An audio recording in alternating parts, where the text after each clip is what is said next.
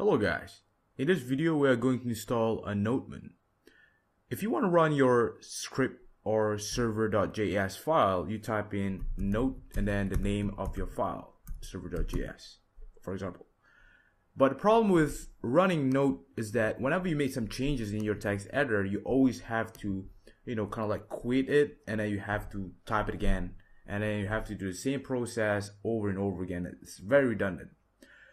So with Nodemon, right? For example, let me delete this first.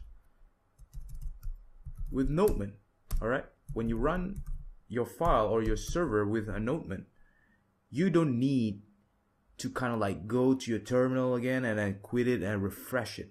Whenever you make some changes in your text editor, it will immediately reflect in your terminal. It will actually restart the server by itself, and that is the power of Nodemon. It is really flexible and powerful at the same time.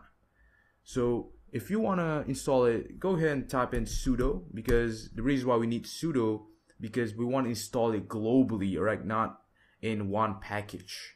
So type in sudo npm install, and then type in the name of the package, which is Nodemon, and then -g meaning globally, and then you click and then you press enter, and then you enter your password.